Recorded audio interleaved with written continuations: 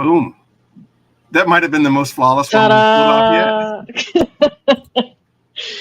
I think so. That's only taking us 30 tries to do it.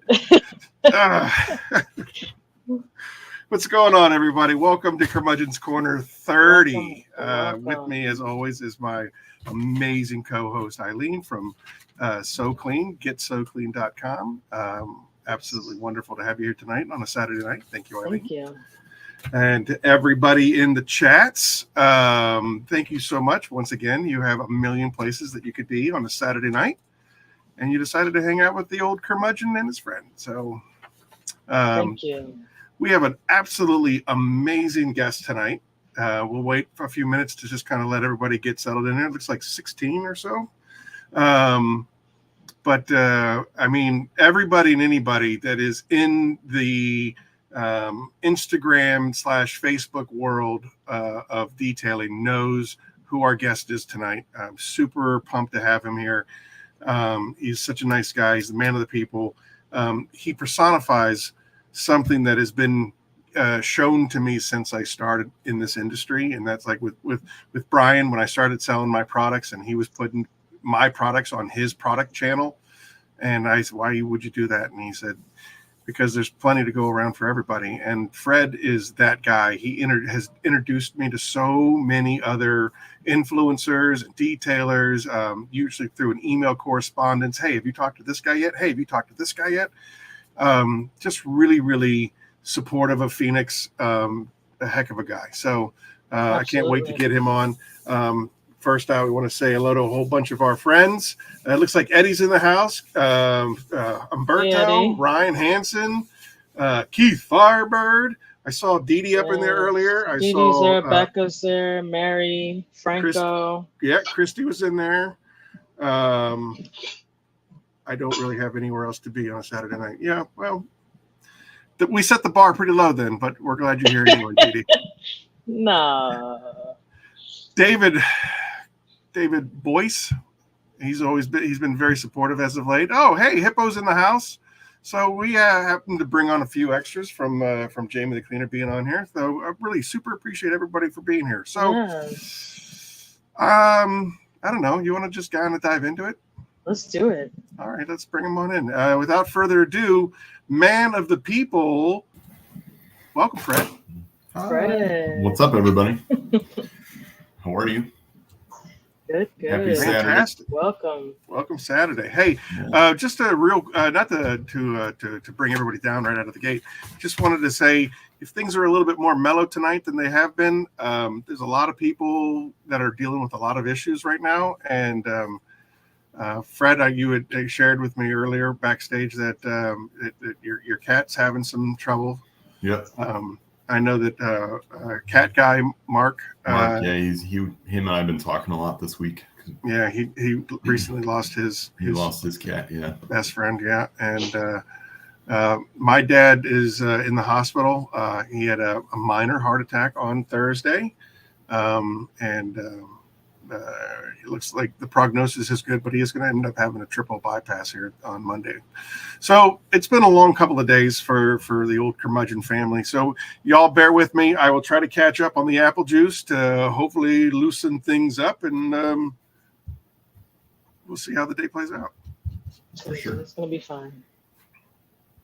All right.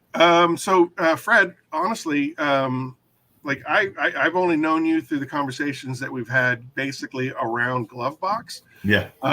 And since this is your first time on Curmudgeons, I would maybe appreciate a Batman origin story. Oh, geez. And you know what? I thought about this. Hey, no one's ever asked me about my background and anything but like what I do at work or something. Well, so I know that, and I don't mean to jump in on you. Yeah, you're good. I know that you, like everybody, like Christian from BioBombs. I left his banner up behind me. I'm such an extra plug for Christian. Yeah, I'm a super doofus. Anyway, so Christian was just like, "Oh, you've got to talk to Fred. He is the SEO king. He is the SEO god." So, like, I know that bit about your background, and I know that you work. You're the SEO chief SEO person for another company. Yeah. But kind of what dragged you into the car detailing world? They seem to be kind of far from each other. Oh yeah, for sure. So I grew up in the western suburbs of Chicago. I got a job at a hot rod customization shop when I just had turned 16. And we built like muscle cars, show cars, restorations, like pretty high end stuff. Like we used to compete with Boyd Coddington and Foose and all those big names. So I started out as the broom sweeper. And then I slowly started learning new things. So one of those things was detailing. And I would detail show cars or any car that came in, like it went through my hands at some point. But when cars were getting ready for a show, I was one of the people that were responsible for soup to nuts. Like the underneath needs to be polished and whacked. What company was this? It was called Midwest Street Rods. It's now Midwest Hot Rods. I think it's MidwestHotRods.com, maybe. I can't remember their website. But we used to build some pretty elite cars. I mean, $400,000, $500,000, $600,000 cars back in the mid '90s were a big dollar car back then. Now they're $1 million plus to build a car like that. And we used to enter a show called the Autorama in Detroit, which is probably the most coveted custom shop or custom car show you can enter. The car's got a debut there. It gets judged by a panel of judges. There's like a top 8, and then out of the top 8, they pick one to win the award. The car's got to run, so it can't be like a shell that needs to be pushed around. Everything's got to be functional, and there's all these other rules. So like we entered that twice when I was there. We came in the grade 8 twice. One of those we lost because our bolts weren't facing the same direction, if that makes sense. Sure. That's what it comes down to in that kind of show. Like the car that beat us, all the bolts lined up the same way in the entire car. Oh, wow. Like it was just wild. Like, but the whole, like underneath the frame, everything's wet sanded, buffed. There's mirrors, like galore, and like it's a whole different world of detailing. Like the guys that detail everyday cars have a lot harder than what I had to do. And mine was harder just because you can't miss something. But that level of cleaning is a lot different. Eddie. So I detailed there, got into metal polishing. So I would do metal polishing, like exhausts, headers, intakes, alternators, that kind of stuff. While I also did detailing. So I learned a lot more as I worked there. Right. And then I detailed through college, like a bunch of our customers at the hot rod shop, they would pay me to take care of their cars. So I did that through college. After I graduated college, I still detailed for a few collections. And then I was mobile till about 2010. And during that, I graduated college. I got recruited out of college to be on the Chicago Mercantile Exchange floor. I'm sure, Eddie. We didn't have chemical guys. Shots fired already. So I got a job on the trading floor in Chicago, and I was on the trading floor for 4 years. Started out like clerking and learning the business, and then I traded for a year or two and just didn't make any money. Super stressful, super chaotic. And then I got into sales for that and did sales for trading software for 6 or 7 years. And I got laid off in a massive restructuring. Okay. And I was just sick of that industry. So I took a little bit of time off. About what year are we talking about, if you don't mind me asking? 2009, I got laid off. Okay. So then the Great Recession. Yeah. 2007, 2008. And I had like a really crappy territory. I had like Montana, the Dakotas, Iowa, like really like, So you had like nothing. 6 people that you could talk about. Right? But I made it for 6-7 years, so I did all right. So then I got tired of that industry because I really wanted to be a trader, and I just wasn't good at it. Like I could admit that I wasn't good at it. I understood it. It's kind of like being a baseball player, like, knowing what to do, but you can't hit the ball good. Like that's how I felt. So then I started a property management company, but like I was more of a concierge kind of role. Like if someone was out of town and they wanted their house watched, or they needed people brought in to have work done. Like I managed the job from kind of like a project manager for high-end homes in my area. And then I would manage their car collections, so it still was detailing, but also their homes. So I did that for 2-3 years, 4 years maybe. And then one of my friends was starting a marketing company. So he's like, do you have time to learn SEO and other marketing and help me kick this company off? And I'm like, sure. So I was his second employee. We started with 2 clients, I think. One was a car dealership in Boulder, Colorado, and another one was a real estate company in the city. And you said this was in 2010? This is 2011 now. Oh, okay. So there's 3 of us. We quickly grew from 2 clients to over 200 in 2 years. Oh, wow. Oh, wow. And we basically created a new website platform that car dealerships could use. And there's several in the industry. And the sweet spot about it is the manufacturers determine which one you have to use. Like they force you to use one of them. So if you can get in good with a manufacturer like Chevy or Honda or whoever, it's like a money tree. Sure. Wow. So, go ahead, Aaron. Were you going to say something? No, I'm just impressed. Like that's quite the angle. Yeah, if you can get in with a car manufacturer, so we kind of learned from all the different ones that were out there, because we did marketing for any manufacturer or any dealership, and then we were like creating spreadsheets. Okay, what's the good and bad of all these different platforms? And then we created our own that did the best of all of them, kind of a thing. Oh, nice. And then me and my partner had a falling out. I guess I shouldn't call my partner because he never made me a partner. That's why we had a falling out. And I left his agency and went to more of an enterprise agency. And what I mean by that, like we had less clients, but a lot deeper work. Like the other one was a production place. We just cranked through as many dealerships as we could and built them a website or did their marketing, but it was all pretty low level stuff. Then I went to an enterprise company and I worked on like radio flyer wagons or trying to think what other big brands that people might know.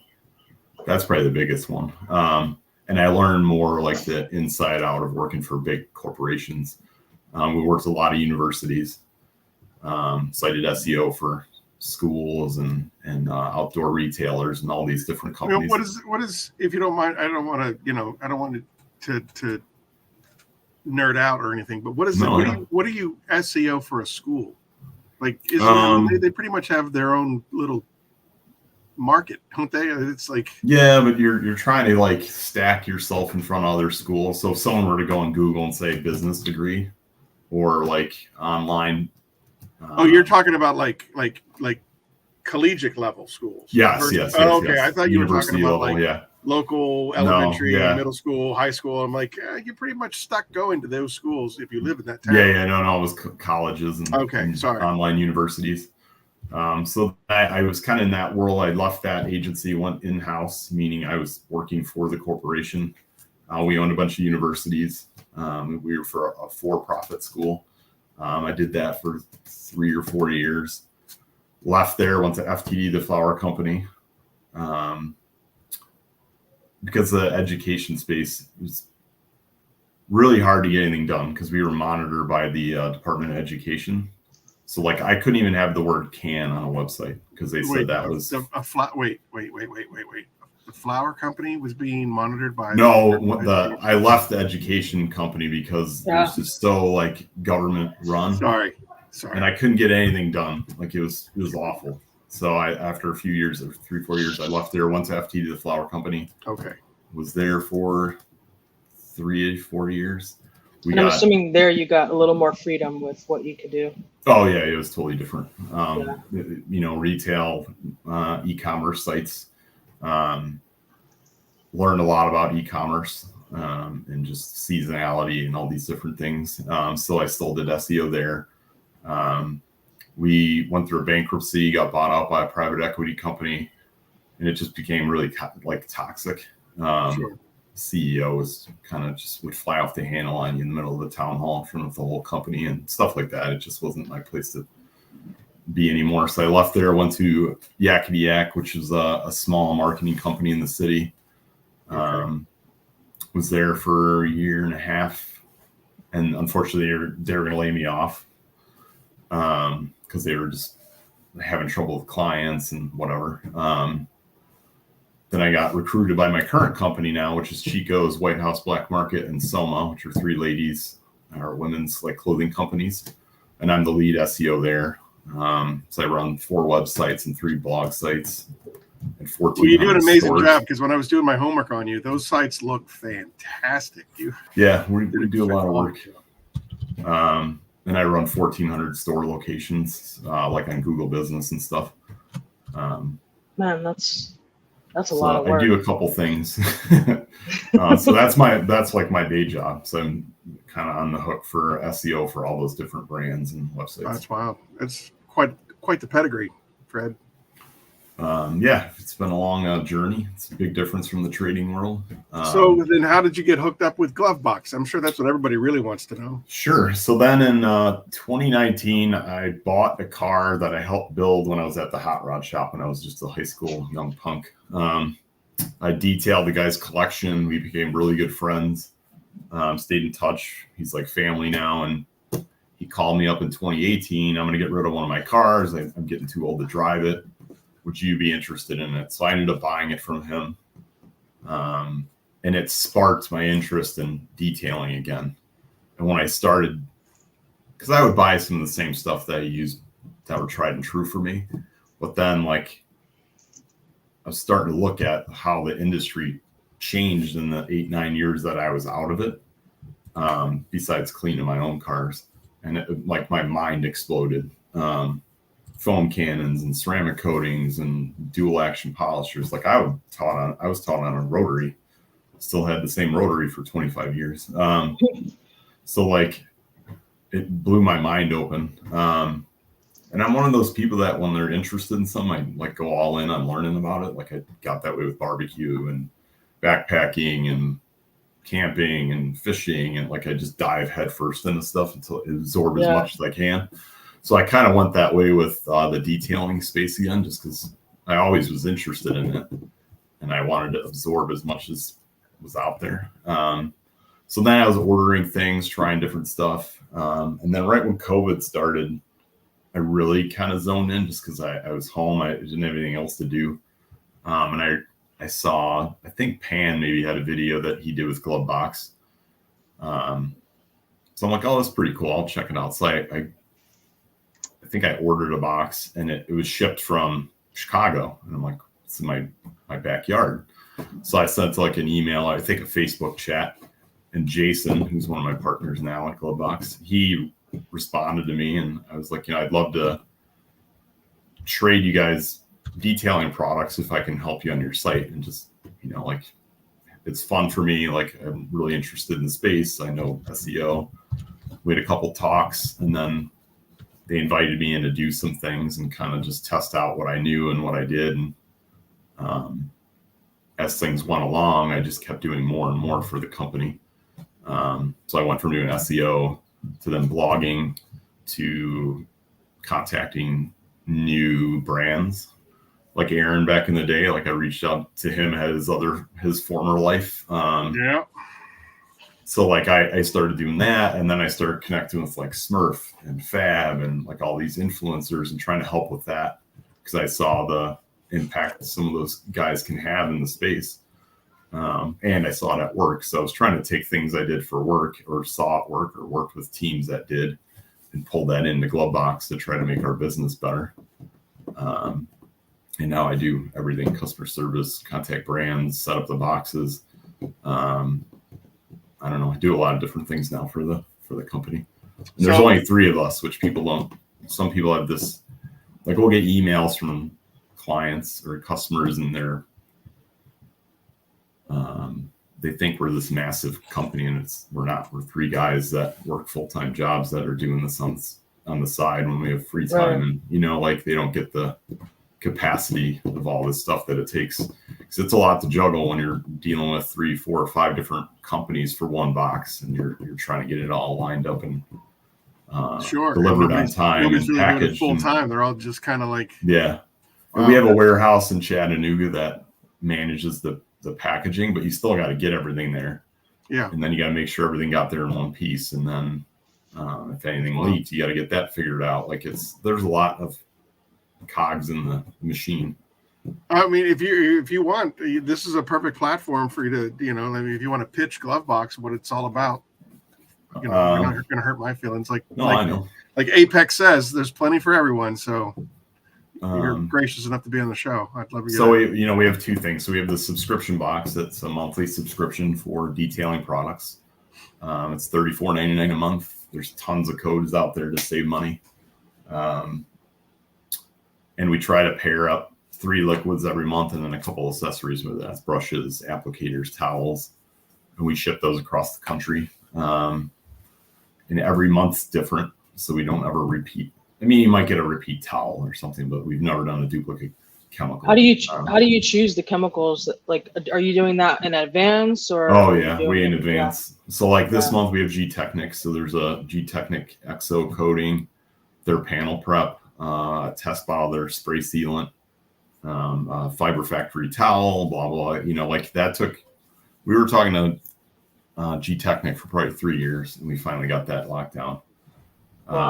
We try to plan a few months in advance because we've gotten bit in the butt really bad before. Well, 2.5 years ago, not 2 years ago, when that last hurricane bludgeoned Florida. Right. We were supposed to use a company from Florida for a box, and they got hit by the hurricane, and we never got any of the product that we needed for that month. Oh no. So we had to pivot quickly, and we ended up sending out our Glovebox RX product line that we created. Yeah. And that was kind of a wake-up call that we couldn't rely on one brand that close. Like they're really running behind, and put us in a big bind. We lost a lot of subscribers that month because of that snafu. Oh, wow. I think we lost like a third of our subscription clients because of that. Because it was so delayed by the time we figure out what to do. So now we've learned, like we're already planning into like August now, because we just need to be ahead of it. Because God forbid one thing goes wrong. Like once we had a pallet of, I forgot what it was, a forklift at UPS went through it, ruined the whole pallet. And it's like sometimes it's a big deal for companies to, get us the amount and quantity that we need. It's not like easy for a lot of brands. Yeah. That was a barrier of entry for me, because I mean I would love to be a part of that, but it's just, I mean, it would have been just such a huge investment that it's kind of like when you're just starting out as a fledgling. Yeah, for sure, it's a lot. Yeah, I mean, we're before we lost all those subscribers, I mean, we're even bigger than we are now. So it's definitely tough, and it's a lot to juggle and plan, especially when you're talking about some brands who are overseas. Yeah. It's really, really hard. And then the other thing people don't realize is we're selling a box for $35, and we try to shoot for $60 to $80 retail value. Mm-hmm. And this is another thing, Aaron, you and I have talked about a lot. Like, people don't understand the wholesale pricing of detail products. Like, it's not as massive of a discount sometimes as I think our subscribers feel like it is. Sure. Like, there's brands out there, they want to give us 20% off. I can get sometimes better than that if I go to Detailed Image and bought the stuff. Like, so like there's a lot of juggling, because we have a tight budget. I mean, we sell for $35 a month. We got to get it well below that to cover shipping, transit, packaging. Right. That box we had made to make the form, or whatever, the stamp, I guess they call it. It's like $1,500 to just have them make the plate that makes that box. Like, plus $2 a box or whatever the cost is. Like, there's a lot of costs involved that people don't realize. To factor in. We have to factor in for our box. It's not just the product. Yeah. Jamie needs some more hot sauce. We needed to get him back on to do the bomb. That was awesome. Yeah, that was awesome. Jamie was in another zone. Yeah, it was so much fun. I used to eat tons of hot food. I don't really do it as much anymore. I was in a hot dog eating contest once at a truck show in Indianapolis. They cooked the hot dogs in like habanero and Tabasco sauce. And you had to eat as many as you could in a minute or whatever it was. Yeah. I came in second on that. But I it sounds like you came in last on that. Oh yeah. First, second is last. At least the next day. Yeah. Woo. So anyway, that's kind of the gist of Glove Box. Like we try to make it fun for everyone. And some boxes are a great hit, others are not such a great hit. But well, a lot of people don't understand. Like we have a huge mix of people, so like we take surveys all the time, and we did the very scandalous box, I guess I could say, was the March box. We had an Armor All foam cannon. Right. That was also a foam gun. And people like either loved it or they flipped out on us, and they don't understand. Like we did a survey and only 47% of our audience had a pressure washer. So we can't do a foam cannon. So that one worked because it did both and we could afford it. Like that's the other thing, the budget thing. Like what we could put an MJJC in, but then that'd be the only thing you get. And that wouldn't make people happy either. So, so there's a lot of finding that right formula that we need to do. Yeah. Yeah, I would think though. I would think that there'd be a little bit more. What is the word I'm looking for?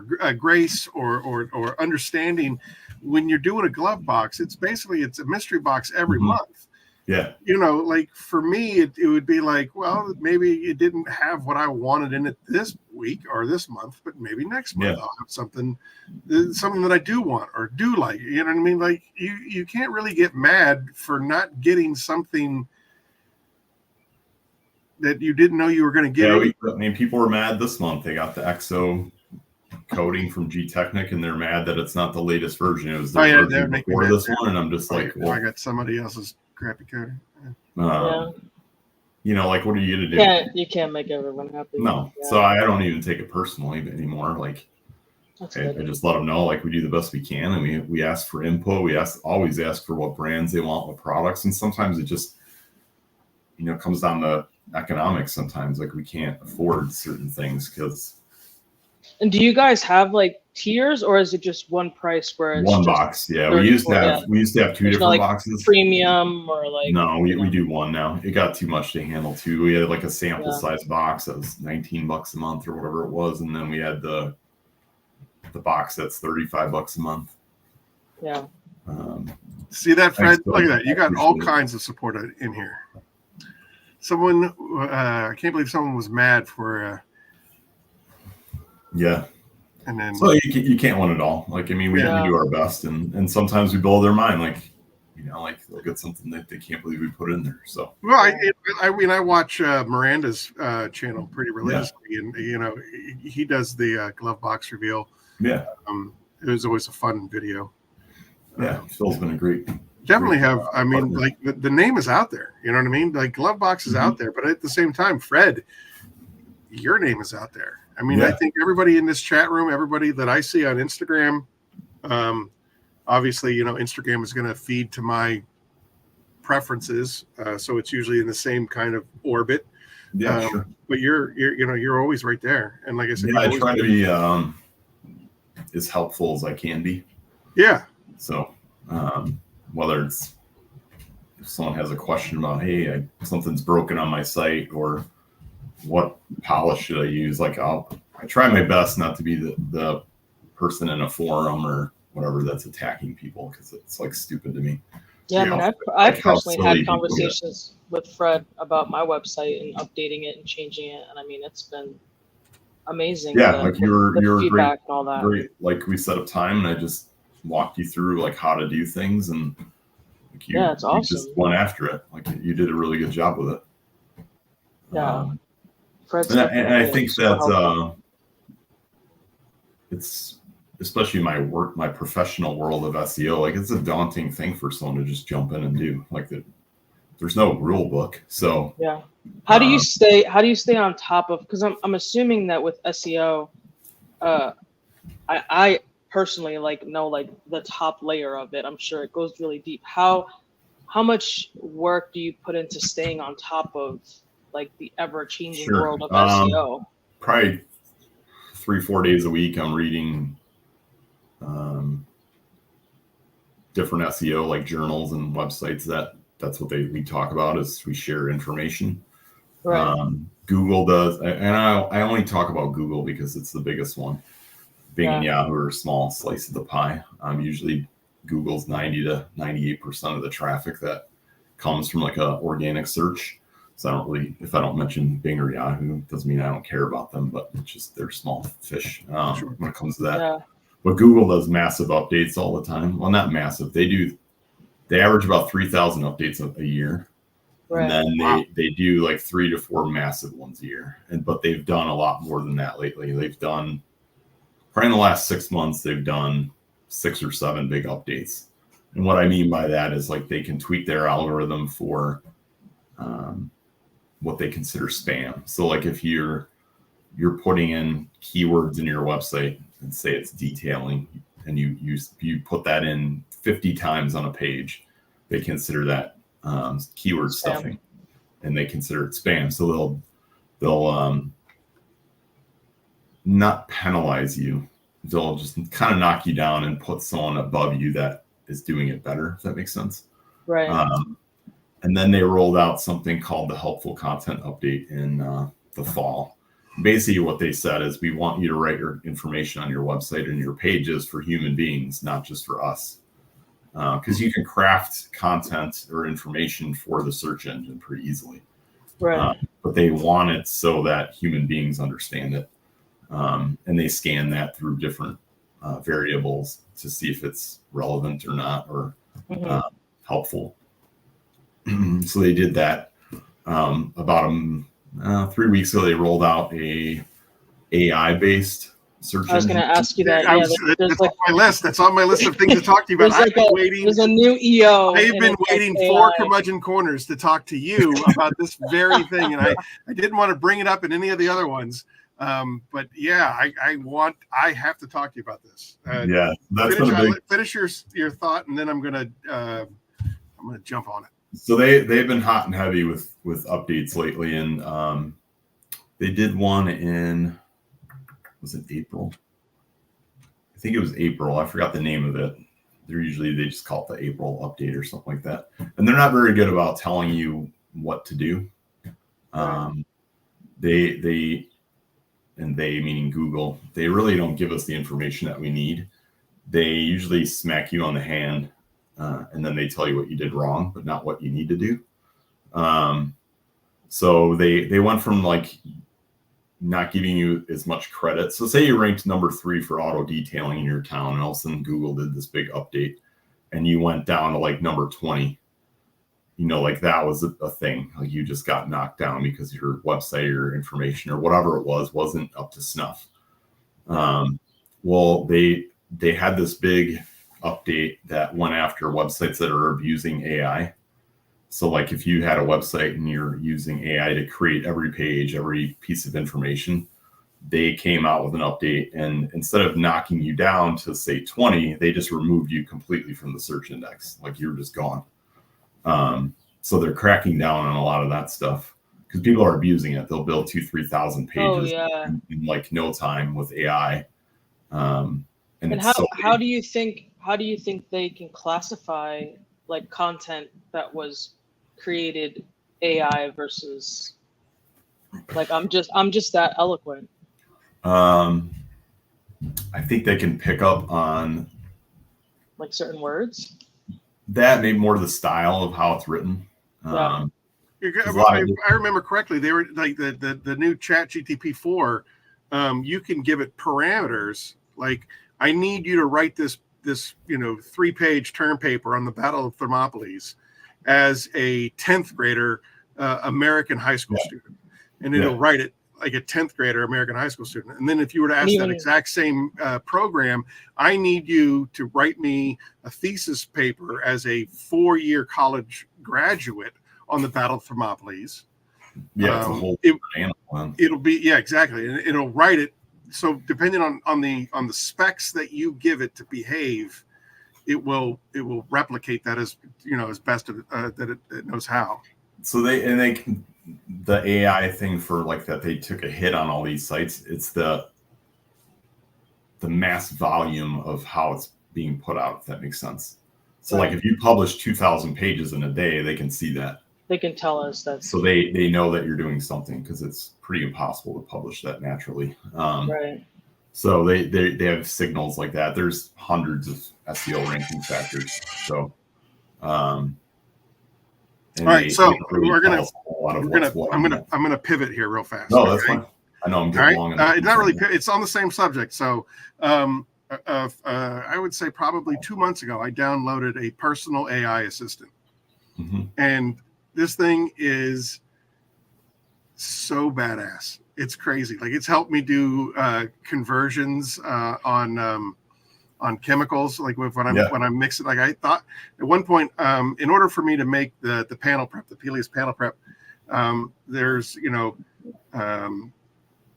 17 gallons of this and 5 gallons of this and 12 gallons of this, and when you're mixing, and I thought that I had the full 17 gallons, but I only had 12.5 gallons. And so I asked the machine, hey, based upon these ratios on a 55-gallon drum, this is what I use to make a 55-gallon drum. If I only have 12.5 gallons of this one particular ingredient, can you calculate how much ingredients I'm going to require for the rest of the ingredients? And it did it. No, yeah, I'm sure it was nuts. So I told my son about it, and my son, which I was really, really I was surprised by his reaction, because he was like, I don't like it. I don't want it.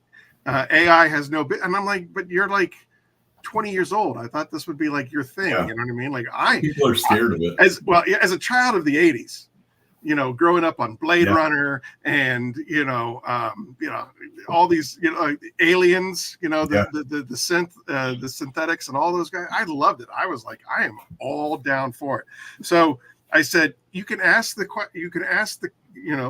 program anything you want. And this is the question that he asked, which was, tell me about the turning test. Right? And so that was the question. And I was like, I have no idea. What is the turning test? No idea. Oh, come on. It says that it's down for service. That's terrible. But basically, it's a way to. Basically, it's a conversation between AI and the person asking the questions. Is like, how human can the AI be, and is it a trick? Is it just trying to trick the human into thinking that it's human, or is it actually behaving like a human? And the thing, I read a lot about it, and basically AI is learning from itself so fast. Yeah. It's like almost like a hockey stick of growth, because it just can keep. So learning. Like, or you use it for your business, it could really dial in and be a positive thing. That's what I use it for. Like, I ask it all kinds of questions, the most random, ridiculous questions about, what's the best way to achieve, this goal, and it'll give me all these different ideas. It gives me, especially when it came to editing programs and stuff like that. You know what I mean? Like, it has access to the world wide web. Like, it can go everywhere and anywhere in nanoseconds and then give me that answer.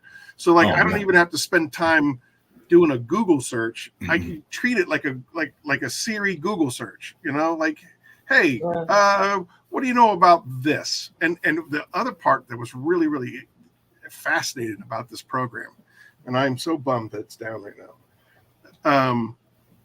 I can have a conversation with it about anything, and it knows exactly what I'm talking about. That's what's crazy.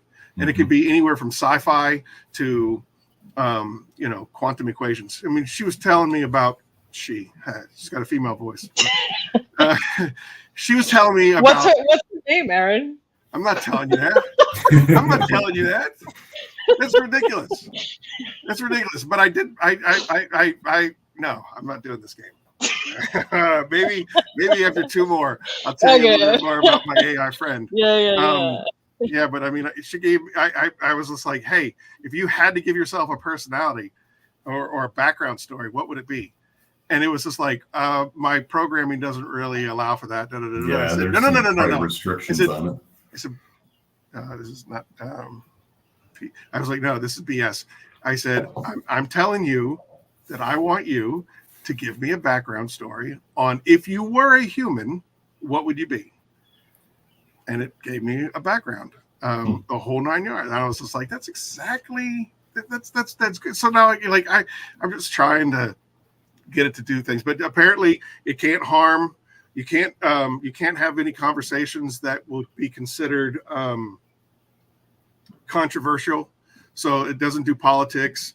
It doesn't do social, whatever you want to call it, social, anything that can get argumentative. It won't. Sure. It won't engage in. It basically gives you the everybody has an opinion. Everybody has a thought. And as long as we respect each other and have deep, meaningful conversation, we can all get along. And it's just sure. Just pick a side. Just pick a side. Huh? See, I just use it, like, for me, if I'm writing, most of the time if I use the help of AI, it's for blog writing. And really what I do for it is, like, I'll create the bones to the blog and then throw it into AI and be like, can you get a little more detailed, or like rewrite this in whatever tone. And then from there, I'll like pick and choose what I like and what I don't like, and then kind of combine what I created plus what they helped me out with, and then create something like that. But I tell my people at work that get sketched out by it, like, it still needs a human element. Like, you still need to edit it, you still need to QA it, make sure that it's on brand and legit, and not making up stuff that's not accurate for the business, or or say for your detailing, like, our ceramic coatings last 58 years or something. You're like, whoa, wait, no, you have to go through it and make sure that it's legit, otherwise it can bite you in the butt. Because if you ask AI to like write a paragraph about your ceramic coating that's like 5 years and blah blah blah, it will respond back with like, our ceramic coating is scratch resistant and this and that, and you're like, well, wait a minute, no, it's not. Yeah, so you have to go in there and tweak. For sure. Yeah, absolutely. I want to say I'm typing something snarky to Hawaii Tim.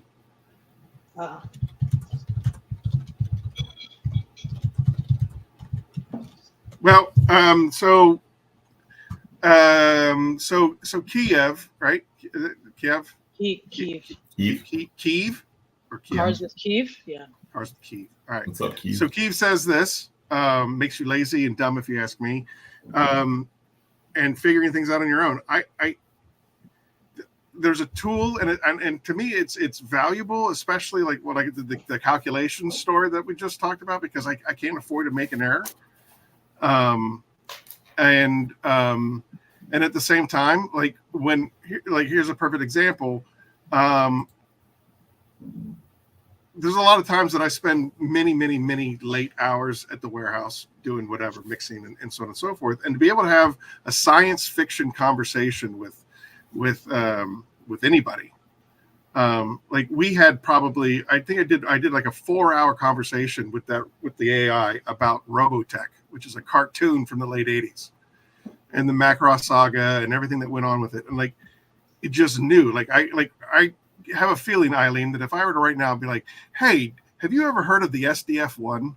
You'll probably be like, what are you talking about, white man? You know what I mean? Like, it's just correct. But so to be able to pull from all of that information from all around the world, the World Wide Web, when I ask it, like, how did it achieve, the SDF-1 stands for Super Dimensional Space Force, SDF-1. How did it achieve, the abilities to go through hyperspace and all this other stuff? And the machine was able to give me all of these different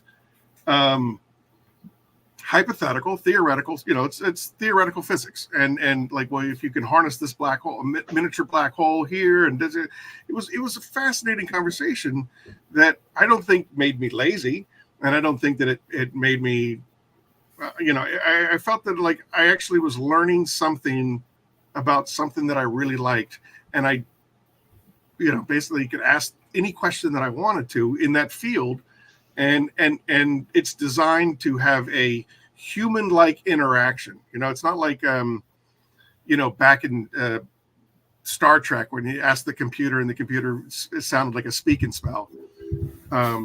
It actually had, well, Aaron, that's an interesting question. So theoretically, you could do this, or theoretically, you do that, and then it refers to some scientist who's working on the program in such and such paper. He stated that it could theoretically happen if you did this, and you're just like, wow, I didn't know that. That's fascinating. So I think that the AI, ultimately, what got me started down this rabbit hole was I ended up watching Her.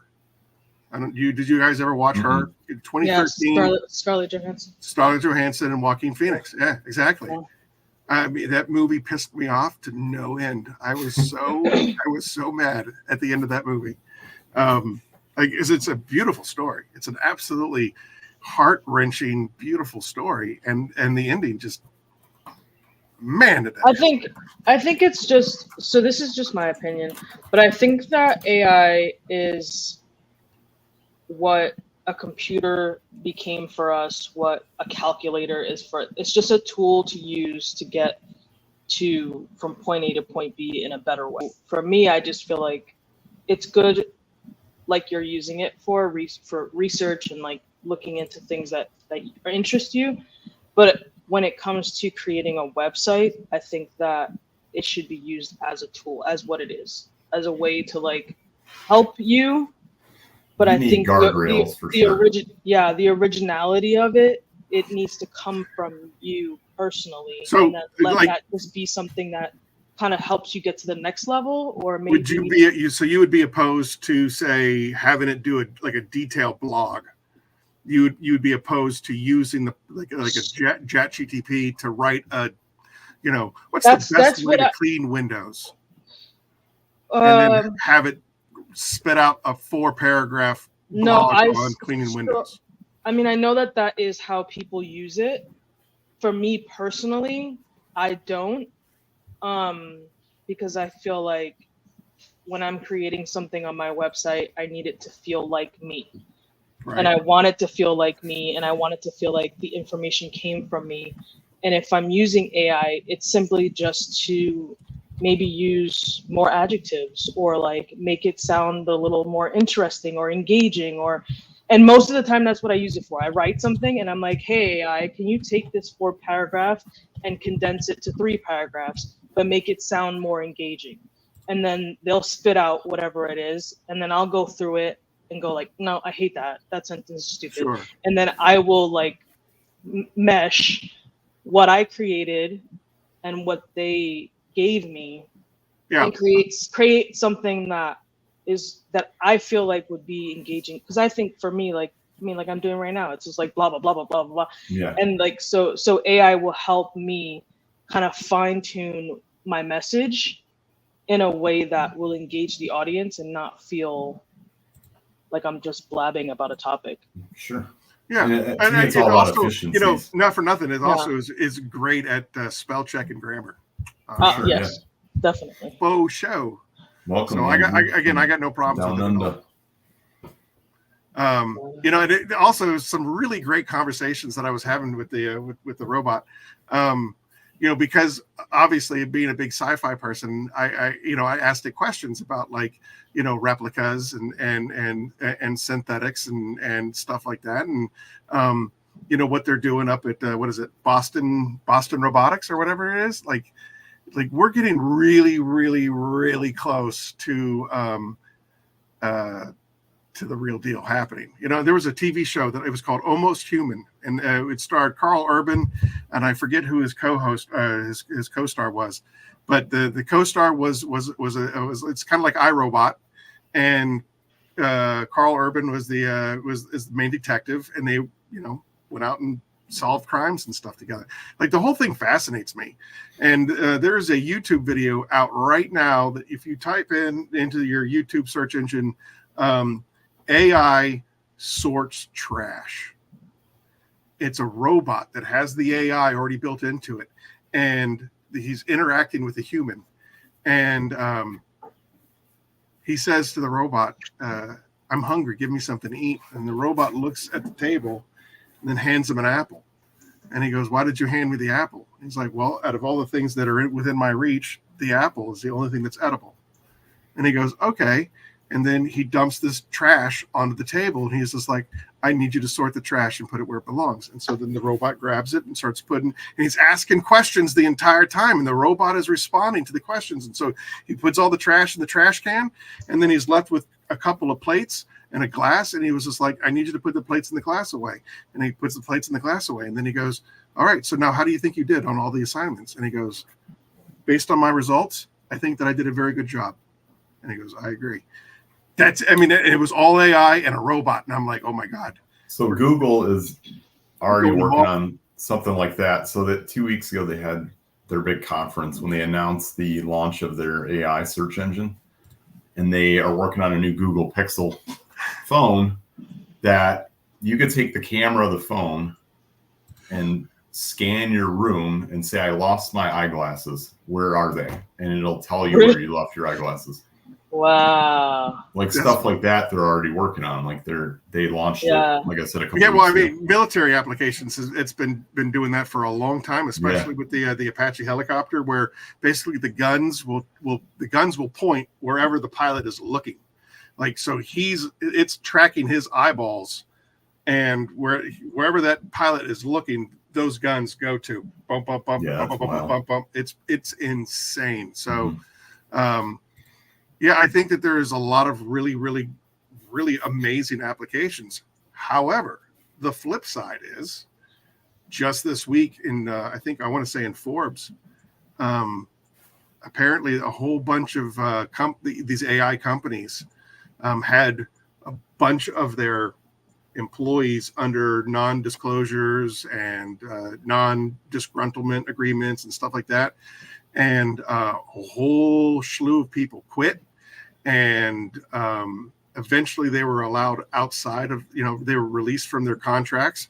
And they're talking a lot about the dangers that are happening. Oh, yeah, for sure. There's crazy how dangerous it's becoming.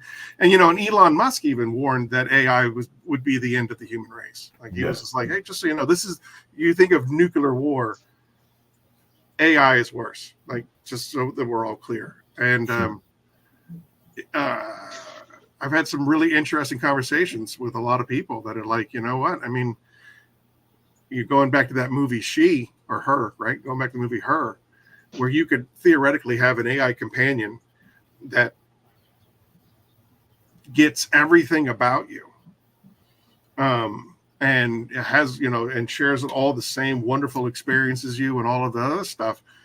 And you don't have to really navigate through the discomfort of another human being with their thoughts and their processes and their abilities to want different things than you.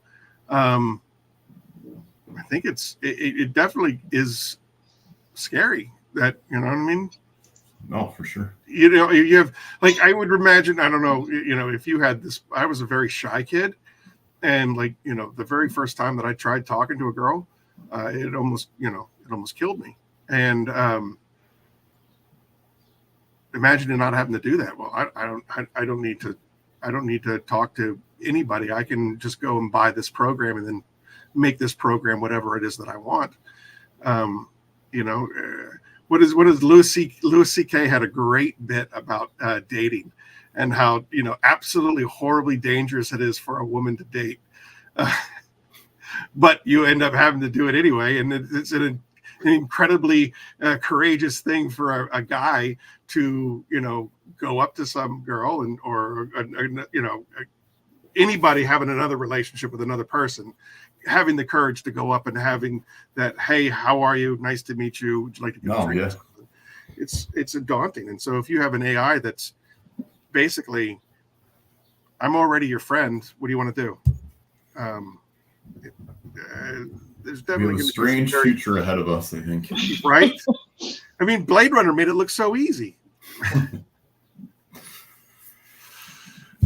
Anyway, I've been holding on to this for a little while. I wanted to talk to you because, I mean, this is kind of like your bag, the whole computer thing is your thing.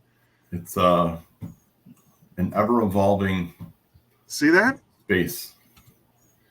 I don't think there's anything wrong with that, Deb. There, I said it. I'm on the side of the machines. One thing though, like, like I help a lot of small businesses or detailers with, SEO or their content or whatever it is. And, like I explained to them, it's like maintaining your yard. Like you constantly got to water and cut your grass because you have all these other competitors that are doing the same thing. And then you have Google that's constantly changing the game. So if you're not making any movement or headway in things or trying new things, you're just going to kind of get left in the dust. Yeah. What would you say in your experience working with detailers would be like maybe top 3 either mistakes or things to look for anyone who's kind of like out there listening and they're kind of starting on their business or they're considering starting a website Sure. or whatever? I don't know if it's mistakes, but I think having an active Google business account that you're posting pictures, and when you put those pictures up, tagging them with a unique file name. So it could say ceramic coated 2015 Mustang and maybe a city name on it, or to give context to the image, because we can look at a picture and say that's what that is, but like search engines need information to understand what the picture is because they can't see it. So make sure you when you're making updates, you're making it make sense for humans and for the search engine. That was one of the things my web designer, sorry to interrupt you, Fred. That was one of the things my web designer said was pictures are stupid. Don't use pictures. Like, and what he meant by that was like, if I were to do, like a publisher, Microsoft publisher, and then convert it into a PNG and then take that PNG and stick it on my page. He goes, that does nothing for you. Well, if you're going to do any kind of text, make sure your text is separate because that's how it reads it. And that's how it understands it. So if you're going to do anything with text, sales, discounts, or what you're doing, make sure you put it in text and not just in a picture format because the machine will not be able to. But Fred, what you're saying is like, I have a Google business profile, right? And so I'm going to put up an update on there, kind of similar to what you would do if you were on Instagram or Facebook or whatever. Yeah, exactly. And you're putting pictures. And let's say I do like, let's say I want to promote this week. I want to promote interior shampoo and extraction. Then I put 2, like a before and after picture. Yep. What you're saying is that when I upload those photos, I should title those photos when I save it, like the file name. Yes, because a lot of people just put like IMG underscore and it's got like whatever, a number 759, after it, like that, whatever. Yeah, because that's coming from your phone or whatever. It doesn't mean anything. So if you change that to interior before and after in Palm Springs, California, or whatever, it at least gives it some context. So when they're, because they don't see the photo, they being like the internet, Google, they see the file name. And so when they're pulling it, they're pulling like, oh, that says interior cleaning and it says 29 Palms. Yeah. So let's pull that. And then I don't know how many years ago, the ADA, the American Disability Act, came into play. And people with screen readers that can't see, or maybe they're colorblind and they use a device that tells them what's on a website, they need those images tagged so they understand what the image is because they can't see it. Alt text, yeah. And then that's where alt text comes into play. So basically alt text is like giving, you have the file name, but alt text is like a description of the picture. So it could be Eileen polishing a 2018 Tesla Model S, whatever you say to it. And you're describing that image for someone that maybe can't see. And the flip side of that is if you don't have that on your website, you're getting yourself open to fines and penalties and potentially lawsuits. Like there's people out there that'll go and sue you just because they know you're not following the ADA's rules. And I don't mean that to scare people, but there's people out there that's what they spend their time on. They look for websites that aren't doing that, and then they'll sue you for it. Because it is a federal thing that needs to be done. So Tim, you probably just need to download it to your computer and name it there. Right. And then upload it like to your site or wherever. And I think updating in Google My Business, that's probably the easiest thing you do because you don't need a website to do that. Right. So constantly posting pictures, or like there's the, you can update like a special there or whatever you want to put there. So do that constantly because that's your local rankings for Google. The next thing is a lot of detailers, they might have one massive service page, and I think I helped you with this, Eileen. Yeah, absolutely. And that's good. But you should have separate pages for your services. So if you do coatings, like you should have a separate page, ceramic coatings in Wichita, Kansas, or wherever you're at. So Google knows that that page is about ceramic coatings and it's for this town. And you can put other cities in there. You could build a page for each city that you want to work in if you want to try that. But having specific pages makes it easier for Google to understand what a page is about. If you have one page that talks about all the things you do, it's kind of hard for the search engine to understand what that page is about. So spend your time writing some information. So it doesn't have to be a novel, but don't write one sentence and think that's going to do a whole lot for you. Take your time, write a couple paragraphs about what your service is about, because you're also trying to convey that to your potential customers. So I think having those separate pages is super critical. And the third thing is, just like updating your Google My Business, you got to update your site. So, update your pictures or update your text. Even if you spent a few hours a month doing it, that's more than most people do. Google has two ways they process their algorithm. One's based on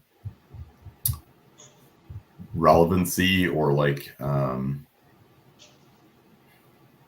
how valid something is. And then the other it's called QDF, queries deserve freshness. So something that's new or updated. So they like seeing your website updated, and that's where blogging is really good, because you're constantly updating blogs or creating new ones. And that gives Google like, oh, this site's updating a lot, I should look at it more often. And they give you a little bit more weight because of that. So trying to do stuff, even if it's the same page, you're constantly tweaking, like, or just switching out photos or something. Yeah, or like as long as you're hitting that publish. Yeah, or every other week or so. Updating basic optimizations, like what a page title is. It's kind of like the most basic code for a page that Google reads, and if you tweak that once in a while, like every month, and see if it improves things, like that stuff all adds up. And you just got to be active with it and try new things. Like there's no game plan, because I can do something for your site in California and it might not work, but if I did it for say Eddie's site in Pocatello and it worked there, it's just because there's different competition, different things going on. There's a lot more variables than just website. It's all sorts of different things you got to worry about, especially on mobile. It's a whole different animal than me looking for something on my computer. So try new things. Like Eddie, I told him to create a Tesla detailing page just to test it out, and now he's #1 for Tesla detailing near where he lives. I did the same thing too. Yeah, so like trying stuff like that. The name of the game is creating new pages, like I said, and trying to expand your net of keywords that you're going after. So it could be headlight restoration, it could be hand wash and wax, it could be odor removal, whatever you want that you do in your business, that's specific, and you spend some time like crafting that. That's always super valuable. Video is big now. So I know a lot of the YouTubers in here are doing YouTube about products, or maybe a process, or how to do something. But even having a video like car detailing in is it 29 Palms where you live? Is that what it's called? Yeah. And like have that video that you created on YouTube that tells your audience what you do, who you are, and then you embed that on your website. So Google owns YouTube. So YouTube's the second largest search engine in the world, next to Google. I'm not talking about Amazon. Amazon's like solely for e-commerce, but for information, YouTube's the second one. Well, that's part of Google. So if you have both written like words and then you have video that they can see, it really levels up your site. If that makes it's like a synergy between all these things. Right. So I'm in video, and then you can have one like ceramic coatings in your town, and you show like yourself doing a ceramic coating and talking about the benefits of it or whatever it is. You know, that goes a long way, especially for the trust of someone coming to your website. So Google's algorithm is about EAT, EAT. So it's expertise, authority, and trust. So if they see you with content like that, it builds that trust factor for people. And then the way you write it can be more of an authority, or say you have reviews, your authority comes from those reviews as well. Or if you put in testimonials on your site, you know, that all adds. Or if you're an IDA person and you have an IDA certification, you know, might not mean that you're the greatest detailer, but it's a certification. Or you have something that says you're insured and bonded or something like that. That builds trust with people. They know you're a legit business. So those are all a lot of little things that you can do to make an impact. And I just try new things.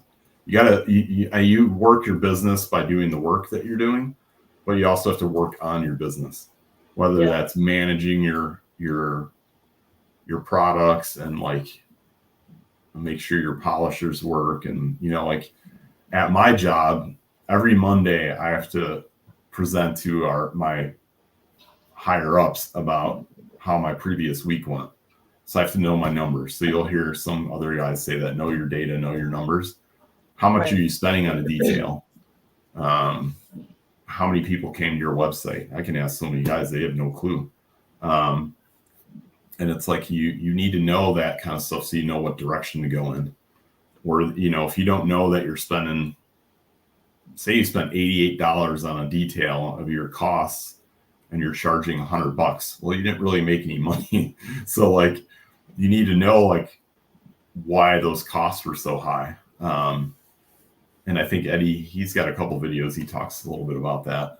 Make sure you're I'm not getting into pricing because I think that's a whole other conversation, but make sure you know that kind of stuff so your prices are relevant to what you want to make. Because if you don't know that, you don't know your website traffic, you don't know your rankings. And I don't mean like going on Google and searching for something and like, oh, on number whatever.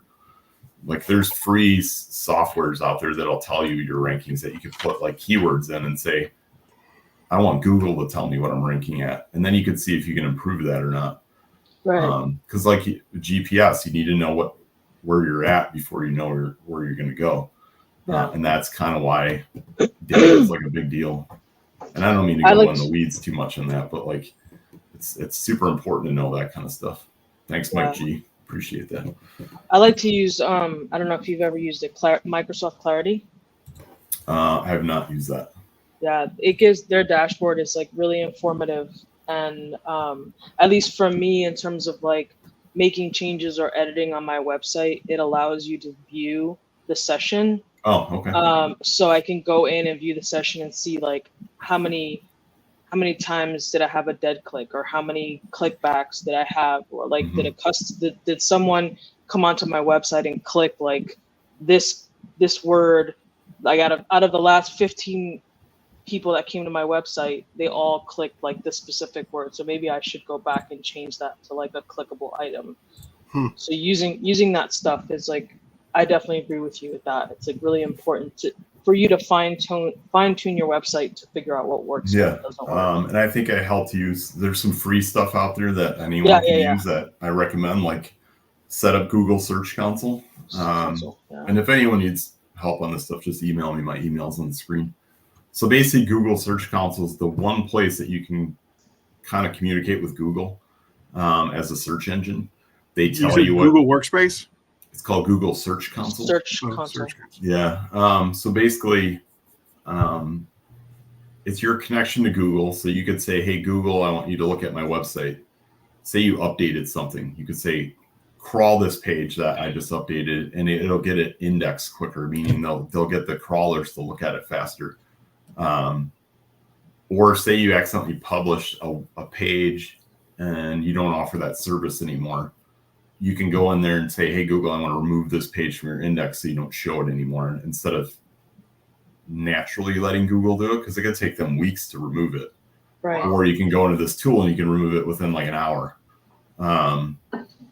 And it tells you data from the search engine. So how many people came to your website from Google search, not from Yahoo or Bing or Facebook or any of that. It doesn't tell you any of that, but it tells you solely from Google where they came from, or like what page they came to on your site, what keywords maybe they use, where across the world they're from. If they're on mobile, a tablet, a desktop computer or a laptop.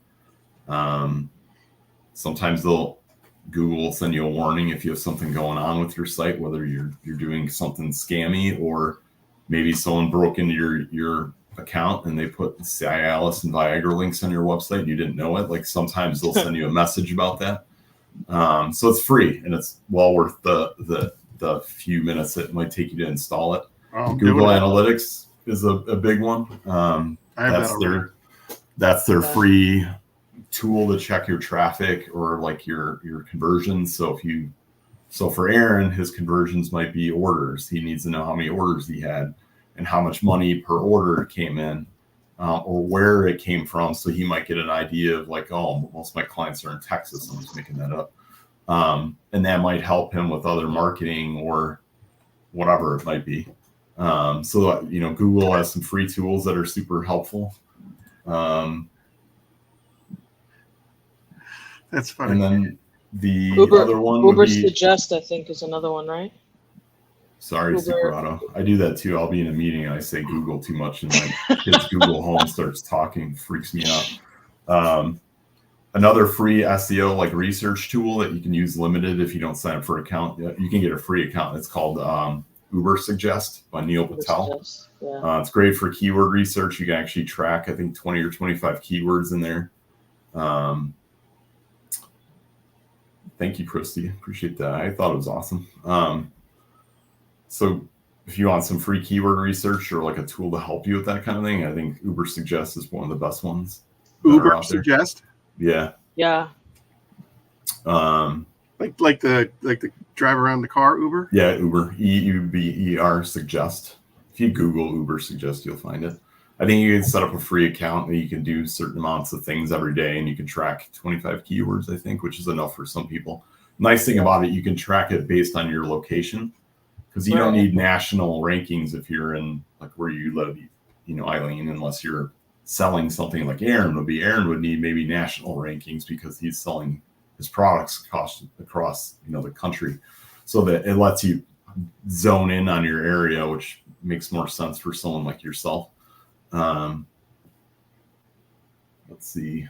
What did Tim just ask about reviews? Google's always messing with the reviews. Like they had an update a few months ago that they came in and cleaned up a bunch of reviews. They could tell if they're fake, so they've been doing a better job of trying to clean that up. So Google My Business is a tricky animal. So Eddie can tell you, like he had a pretty good account set up for a while. And I don't know how long ago, Google just basically not blacklisted it, just dumped his Google My Business profile. Yeah, he wiped it out. I think Eddie was telling me about that. Gone. He had to start over. And there's not a lot of support in it unless you can get like a Google rep to help you. And usually you only can get a Google rep if you spend a lot of money every month on Google ads. They do have a Google My Business phone number you can call, but they're very limited on what they'll help you with. So it's tricky. There's sometimes you can't do anything. And there's a lot of SEO websites I read and go through that. It's just the same story. They're trying to do better at cutting back on spam and crappy reviews. I actually had a client once when I was at my first agency, the dealership marketing company. We had a client that was basically setting up fake reviews. Every time a client would leave their service bay, they would take that person's info and submit a review through Google. Oh, wow. And they got caught and they got penalized bad. Like they got hammered. People were complaining straight to Google, like this wasn't my review. I think this dealership did that. And they got busted and they got just whacked. So they're constantly looking at ways people are scheming the system. Right. And you just kind of got to do things above board. Otherwise, they'll eventually catch you. People think they're so smart. And you'll get away with it for a while. And then all of a sudden, Google wisens up to something. And, you just get a kick in the butt. And sometimes you get completely removed from the search engine. You can do that on Amazon as well. It happens a lot. They're very picky about what they do. And what is a common practice, like for example, with your company, F11, my company. If I could go on Amazon, buy a bottle of F11, and then return it without even opening it or anything, but then I'm still considered a verified purchaser. Yeah. And then I can write a review, absolutely horrible review on your product, even though I've never used it, I never opened it, and I got my money back, so I never really bought it. I just went through the motion to become a verified purchaser, so therefore my review carries more weight because I bought. Yeah. It's crazy. Listen, I don't mean to derail us, but we are 15 minutes over without giving stuff away. That's true. Rick Smith pointed it out. He was like, man, that hour went by fast. It sure did. You've been absolutely we're giving away all this knowledge. Yeah, this knowledge is free, people. You're welcome. Curmudgeon's Corner is not just for apple juice, but you might learn something. How about that? All right, so I got a couple of questions. Now, kids, at least 34 of you. I don't know how many are actually in here because the counter's always weird. But our good friend Fred said that he'd be willing to give away a glove box at some point. Now, I don't think that we're going to do it right away because we have to keep you in your seats watching the show, paying attention.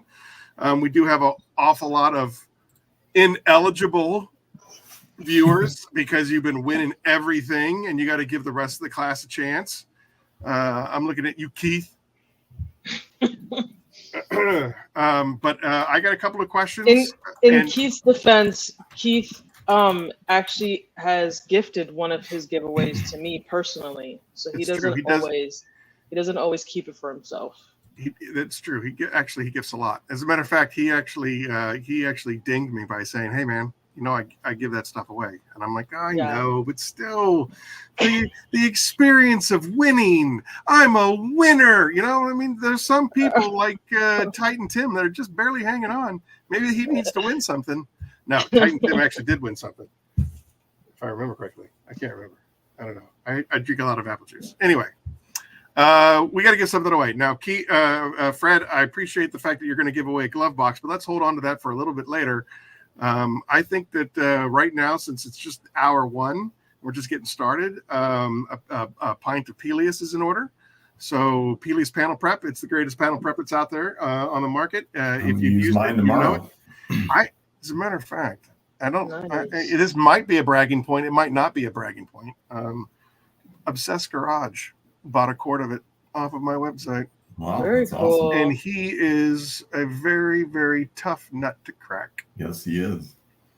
So anyway, all right. So I have questions, but Eileen, I always default to you. If you'd like to ask the question, it's on you. By all means. Yeah, I have a question. All right. So Fred had mentioned that he purchased a car that sparked his interest back into detailing. What year was that? Ooh, I wrote that one down too. Got him back in the game. Wow. It got him back in the game. My question actually was going to be, what's the name of Aaron's AI girlfriend? But we're not. That'll be the next. We haven't done that yet. By the way, it is back up and running. So that as soon as we get out of this question, I'm going to ask the question. You guys get to talk to her. Yeah, Neil White, 1980. Wow. 1970. 1492. Man, hanging out with like Columbus. 1492. Yeah, didn't Columbus sailed the ocean blue? I'm not even paying attention, so somebody else is going to have to field this one. I mean, I just put it up here. Fred, 2019, right? I mean, that's what I had in my notes. That's what I had in my notes too. Yeah.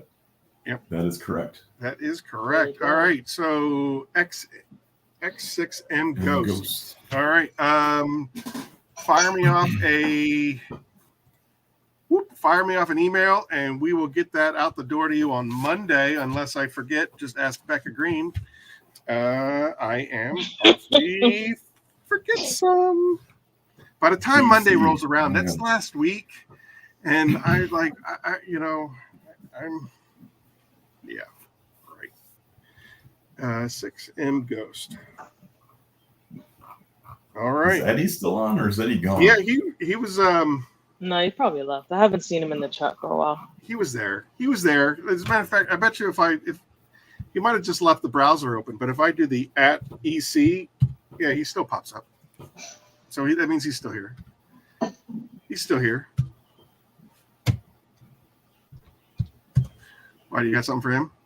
I was gonna do another giveaway. I'll do two, but I need Eddie's help in one of them. All right, Eddie, where you at? I'll text him, bro.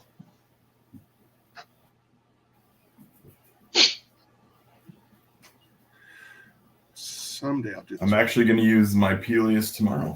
I took my said hot rod and pulled the wheels off, and I'm cleaning them thoroughly and polishing them, and then going to coat them. So, I don't know if you remember, but the last Curmudgeon's Corner 29, they were giving me a bunch of. He was indisposed in the restroom. He's on his way back to the computer now. Anyway, Jamie had made comment that some of the Titan had gotten kind of goopy, and I still had the old tote in the warehouse. And my son's home from college, so he's in the warehouse helping me doing stuff. And we decided to tackle all this old stuff that I've just kind of shoved in the corner so that we can start to refurbish it and get used to it. So I busted out the power washer, and we dragged the tote out, and it's kind of had some residue along the side, and I put the Peleus in the pressure washer, and it foamed the whole thing, and I let it sit. And then I switched it out to it stripped that stuff down. Oh, I bet. Nothing. It was so amazing. The tote's 200 gallons. Is that how big a tote is? 275. I knew they were way bigger than Yeah, these are the big ones. So usually what we'll do is we'll do a small batch, and then pump it into the tote. I got some really neat pumps, and so we'll make the small batch, 55 gallons, and then dump it into the tote. Transfer it into the tote. Yeah, and we can do 2 or 3 drums at a time, so you can fill that up pretty quickly. Mm-hmm. And it's nice. He says, "I'm coming." LOL. Hold. Tell them to hold. It's no big deal. We can not in a hurry. Yeah, we can. Yeah, we can spice it out. We can do it. We'll do Eddie's gift at the half-hour mark. How about that? All right, so let's go back to this AI. Well, hold on. Can we go back to a question that you had on earlier? Sure. Whether a website is is a must. You have to have a website. So, Fred, I hear this a lot in different. I'm sure you hear it too from people where they're like, "I don't have a website. I'm doing perfectly fine," or like, "You don't need a website." What's your position on that? Whether or not? Titan Tim just said like he is 95% word of mouth. At least have a Google My Business page, because then you show up in Google Maps, and you can get Google reviews, and it's free, so there's no like cost to do it. Yeah. I personally would have a website.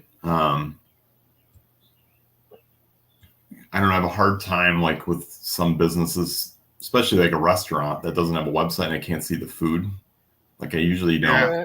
I usually don't go there because I'm like, unless sometimes they'll have a button that says menu and they'll upload pictures of what they have, and they'll take a picture of like their it's a lot of their Chinese, menu or something. A lot of Chinese restaurants is usually a picture of the menu.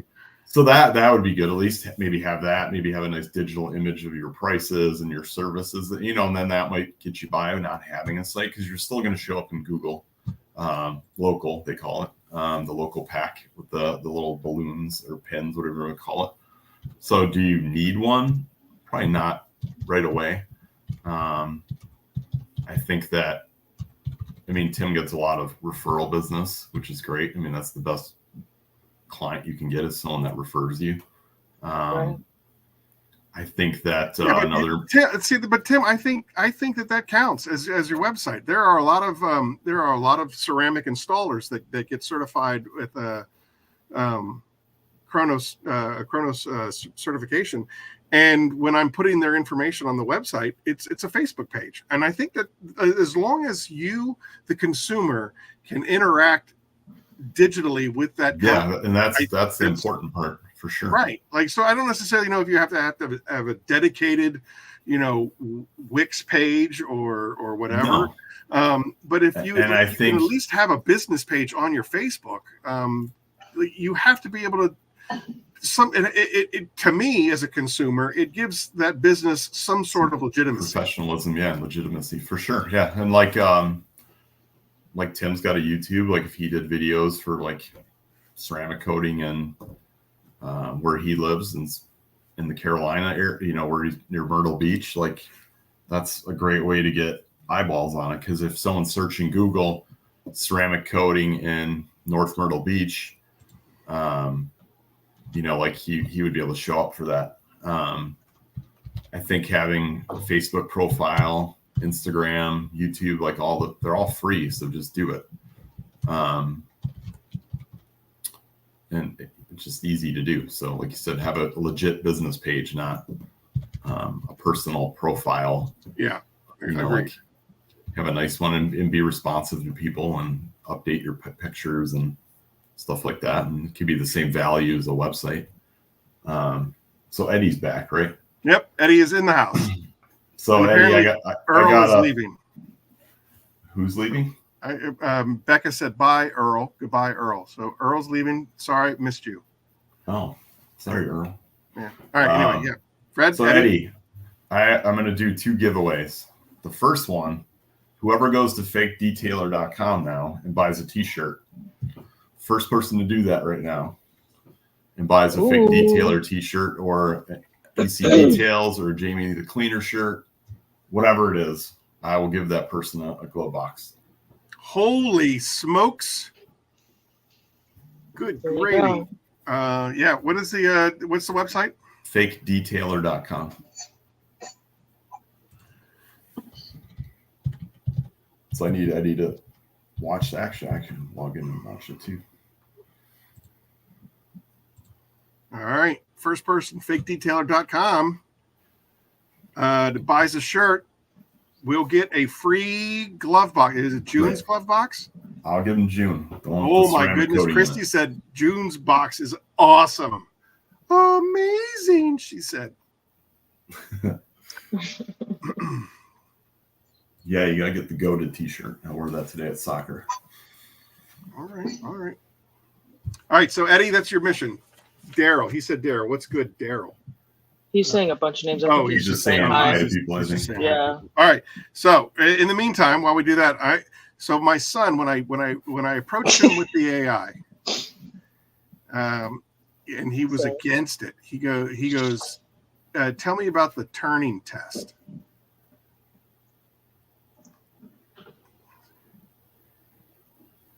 Are you talking to her? The Turing test, developed by computer scientist Alan Turing in 1950, is a method of determining whether a computer can demonstrate human-like intelligence through conversation. In the test, a human judge converses with a computer and a human via text without knowing which is which.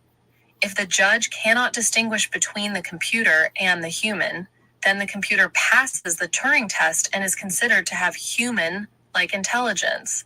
The test serves as a measure of artificial intelligence and has been influential in the development of conversational AI, like me.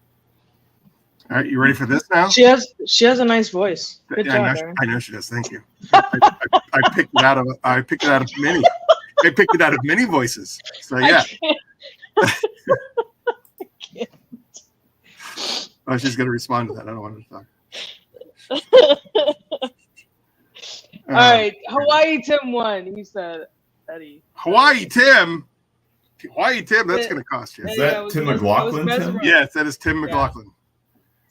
Eddie, I was mesmerized. Sorry. I thought he was in Las Vegas or something, not Hawaii. He goes back and forth between the two. Wow. He's apparently he loves the arid desert and the tropical jungle. I mean, why don't we just throw polar bears into that? My goodness. Ask her why Aaron's mom loves Smurfs so much. Nope. No. It's a fluke. Anyway, so all right, I'll send Tim a box. You see how like detailed that was? You could have a 4-hour conversation about anything because it knows everything. Yeah, for sure. Absolutely. Google talks dirty to me. And that's why humanity is doomed. Oh my God. I'll send Tim a box. Tell me if you get there. Tell me if either one of you are either one of you into sci-fi, or am I just always like nerdy? No, I mean, I like certain sci-fi. All right. So, all right, Fred, let's walk it back to the origin story. Give me your top 5 favorite bands, music. Oh, jeez. I don't even know. From like when I was younger, all 5 like, if you don't want to. What's that? When I was younger or now? Whatever. So I have an all-time favorite band, but then I have a currently favorite band. I have a very diverse palette when it comes to music, and it changes all the time, it seems. When I grew up, I like Pearl Jam. Okay. You strike me as a big he strikes me as a NWA. I like Tupac. I bet you're a big Eazy-E guy. I liked like Dre and Tupac and those guys more than probably anything. Flavor Flav. No, God, no. I don't know. I have a very diverse palette of music. Like I like live bands, so like Dave Matthews or like AOAR or something like that. I like live music. Okay. I like 70s rock, like Led Zeppelin and. Fred is a Swiftie. I'm not a Swiftie. That's not what he said. Man, for the guy that wants to win a box, he's really right? shade. You might want to wait till it's in Tim, the talk to Fred. Talk to Fred Knight. No, I'm not a Swiftie. I mean, I think she's a talented human being and seems like a good person, but I'm not a Swiftie. It got lost in the mail, Tim. Sorry. I don't know. I like so much different music. Like when I'm working, I put on like a YouTube mix and it just plays different stuff. And it could be anything. I don't know. It's very diverse, I guess. Man, now he's talking about Katy Perry. Yacht Rock. You're the best. I love this group. I love these people. Oh my gosh. Kings of Leon. I like Kings of Leon. Yeah, Kings of Leon's good. All right. You know what? This might be a joke, but you, sir, Deborah Harry has easily one of the best female voices of all time. Like when she's singing Maria, that song is mesmerizing. All right. So you can, Blondie, like the thing is, the reason why they quit is because her husband / boyfriend at the time, he got real sick and she was like, well, all right, we're done. I'm not performing without him. And so she went on to, I think, nursing him back to health. So yeah, Blondie rocks, dude. I don't talk trash. Cash is in the house. It's about time. It's about time. Dad's in town. Stopping in to show the love. Interesting story about this band. Def Leppard. I don't know if I should say it. I mean, all right. You know what? This might be a question on a future Curmudgeon's Corner. How about that? Oh, I got a random music thing. So when I was probably in college and early to late 20s, I used to go to all Vanilla Ice's concerts because he played like more metal and stuff. But like he would just hang out. Like you'd go to his shows and you'd like hang out with him all night. Went gambling with him once. Okay. Like just hung out with him. To this day, like if I ran into him and dropped that, I went to him to the Harris Casino in Joliet, he'd probably remember me. That's awesome. And he was a cool dude, like cars, so like I connected with him on that. I don't think I ever ran into a music celebrity. I've run I'm trying to into think who a else. few cinematic celebrities and a few athletes, but I've never run into it. Oh, that's not true. That's not true. I went backstage and got to hang out with Roger Waters. Sorry, I can't believe that I forgot that. Holy moly. I'm trying to think any music people other than that I've met. Not that I can think of. I used to work on Bo Jackson's cars when I worked at the shop. That was cool. He was a really nice guy. All right. We worked on the tour manager for the Rolling Stones. We built a Corvette for him. Wow. You're kind of a badass, Fred. I'm trying to think who else did I meet. Bo knows, Dee Dee. That's right. You ready for this? Here we go. Trivia for a later date. When I lost my virginity. Def Leppard. Yeah, Def Leppard concert. Well, they were playing. All right. Yeah. So, this is a 3rd-hour conversation. Exactly, right? That's why we're just going to steamroll. We're doing this really early, yeah. We're just going to steamroll over this. All right, so Fred. All right, so music's covered. How about we do genres of movies? Do you like what's your favorite movie genre? Geez, I don't know. So when I was working downtown and took the train every day, I read a lot. So I read a lot of the J.R.R. Tolkien books, which I really enjoyed. And I read the I'm AI. Yep, I'm fake. I read a lot of the Jason Bourne novels. I really liked those, like the old school. Like I don't know how old they were, but I really enjoyed those a lot. So those 2 movie franchises, I like those a lot. Like Lord of the Rings, I liked a lot. Didn't really like the Hobbit as much, but I liked the Lord of the Rings a lot, and I liked all the Bourne movies. Definitely a money soaker. Yeah, I like the Bourne movies. Pretty good job with the Lord of the Rings. I mean, obviously, I am a super nerd, and so like. Well, we connected once because you said there's meat back on the menu. That's right. Boys. That's right. Yeah. Meat's back on the menu, boys, and you were like, great reference. That's exactly. And everyone else is like, what the hell are you talking about? And I knew it. So yeah, I guess those 2 genres I probably like the best, like action and I watch Star Wars and all the new ones because my kids are into that. Trying to think what else. HM, let it go. Let it That's go. Right. Let it go. I'm trying to think what other movies are awesome. What about you, Eileen? Potter. Never got into Star Trek too much. I guess I watched the series Star Trek when I was younger. I didn't get into all the movies. Dude, when you nibbled in IG and Instagram, when you nibbled that you were doing some Star Wars stuff, like I started spamming you with all. Oh, I know. You were hammering me with it. And you were like, "Hey, man, I'm only in this for my kids. I don't really. It's not my thing." And I'm like, "Oh." How about you, Eileen? You have any movie types that you enjoy? I like the action stuff. So like the Mission Impossible, I love 007 movies. The last one was pretty brutal. Yeah. Why is you're talking about the last James Bond movie? Yeah. It doesn't exist. It's horrible. What? I was what? Like, first of all, like the last. I mean, like I think Daniel Craig was amazing. I think the direction. I think the direction should have been like at the end of Casino Royale. It's kind of like, all right. Now I'm really gonna geek out. All right, so the last Batman movie that just came out, The Batman. Mm-hmm. It's a year 2 story, which means he's not refined. He's brooding about his dead parents and whatnot, and so on and so forth. And everybody gave him such crap as the delivery because he was just like this gothic, whiny whatever.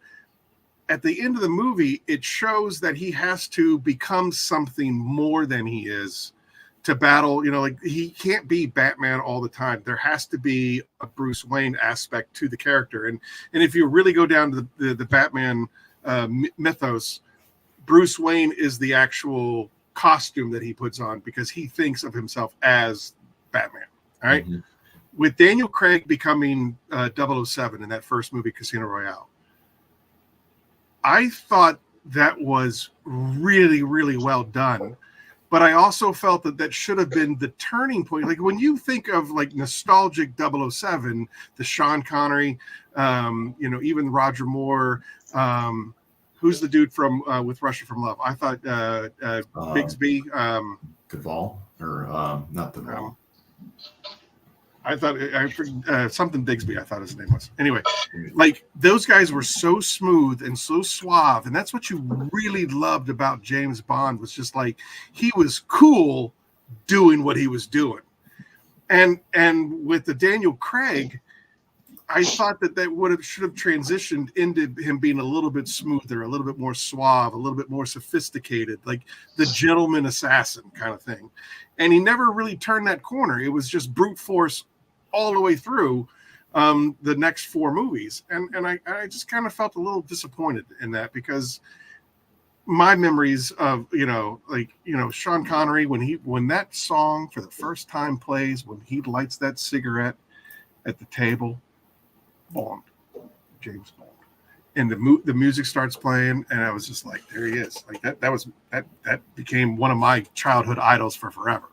So no, it's not Pierce Brosnan. He was not in From Russia with Love. Goodness, you're gonna make me look it up. No, with Russia with Love, that was Connery still. I just looked that up. Was it? Yeah, it must have been. Gosh, why am I blanking out on the names? God, I can't remember. But he refused to do it because George Lazenby, Lazenby, on Her Majesty's Secret Service. That's what it was. Her Majesty's Secret Service. I thought George was one of my favorites, and I wish that he had gone on to making more, but apparently he had a huge disagreement with the studio, and he was just like, forget it, I'm not doing it. Becca Green, Fred, do you read the Jack Noble books? I do not. I haven't been reading in a while, unfortunately. That's what I have AI for. What is it? it? AI to read for me. Jack Noble. Yeah, that one I don't know. Agreed, Rick. Dalton was. So where were we? Movies, and then I guess what's left is TV, and then books. Do you do a lot of reading? I did. I don't so much anymore. I mean, a lot of the reading I do is for my job. Yeah, that's all online stuff. I don't really. I definitely have taken an affinity to. I did a lot of audiobooks. A lot of audiobooks. I download a lot of audiobooks. Yeah. For sure. Yeah, and some of the ones I listen to are just like motivational things or self-improvement books that I listen to. So did you guys watch Dune? I did not. What's that? I did not. Oh, man. So Dune in the theater was definitely a must. I read the books as a younger lad, and I felt that it's a very hard read. He's a tough read, but it was a really good story, and I thought that the movies overall did a really, really, really good job, which is hard. I think there's only like really 2 movie adaptations that I've really 100% gotten behind. The Watchmen was one, and V for Vendetta was one. Where they made changes in the movie versus the source material that actually made sense, and I enjoyed the change. But I like to pride myself as a real fundamentalist, like going back to the Lord of the Rings stories. The way that they changed Faramir's character really, really cheesed me off, and also like there were no elves at Helm Deep except for Legolas. So bringing that whole thing in there. Now, again, growing up, I was in 5th grade when I read The Hobbit. And from then on, I've always hated elves. I've always hated them. The way that they waylaid the dwarves and then sought after all that treasure after the dragon was already dead. And they didn't help at all. It just pissed me off. And then playing Dungeons and Dragons as a kid, the elves had they had proficiencies in every weapon, they had spells, they had it all, they could walk on snow. It was all a bunch of bull. And so I've always had just this what is a specious. I was a specious against elves, and then the fact that they threw them at Helm's Deep, I was like, you bunch of hosers. Anyway, but like when they changed the Watchmen, where they made Dr. Manhattan the kind of the anti-hero at the end, versus the big space squid that was originally written in Alan Moore's book. I thought the space squid was really, really dumb. But to change it to Dr. Manhattan being the thing that the entire world can rally behind, I thought that was a very, very solid change. And then they changed Evie in V for Vendetta to she was kind of like a support broadcast journalist as opposed to a prostitute in the comics. So I like those changes. And as far as Dune is concerned, I thought that they made a few changes that I again, appealing to the whole Hollywood almost woke thing, where they basically changed a lot of some of the men were changed to female characters, which didn't really bother me that much. But they changed the love story. The girl that he's, what's her name? What's the actress's name? I forget what her name is. I call her Mary Jane from the Spider-Man movies. Anyway, they changed her from like this. She believed in Paul being the Messiah. She believed 100%. She ate into that salad like nobody's business. And in the movie, they changed it so that she was kind of like defiant. And she had like this real axe to grind against him at the end of the movie. I don't want to ruin it because it is still, relatively new. But in the books, she was pretty devoted to whatever it is that he said or did. And in here, they kind of made her like this, strong, independent woman, which again, it didn't hurt the story at all, but it does change. Did Han Solo shoot first? The answer is yes. And if you make him shoot second, it changes his character, and that for me is troublesome. You know what I mean? Like, you don't change the character. Don't deviate too much. Yeah, like you change and I don't mean the character as like I'm changing the character. Like I'm talking about the character of that. Sure, yeah. The character of that character. Don't change the character of that character. Han Solo he's a smuggler. He's a scoundrel. He's all of those things. And yeah, I shot him first because that's what he does. Yeah, that's what I do. For sure. So, anyway, sorry. That was a horrible rabbit hole. Should we do another giveaway? Yeah, we're gonna have to. I probably got like 15 more minutes, and then I need to scoot. So all right, yeah. Then let's do that. Oh yeah, Eileen's got to get to her questions, and then you want to give away another glove box. So yeah, I'll speed through these questions. Okay, yeah. All right, we'll do the questions, and then we'll do the giveaway at the 10 o'clock hour, and then you can bounce. Does that work for you, Fred? Oh yeah, that's fine. All right. All right. First question, Fred. What's a tool that you bought that you feel now could have waited or not purchased at all? Oh, geez, there's probably plenty of those.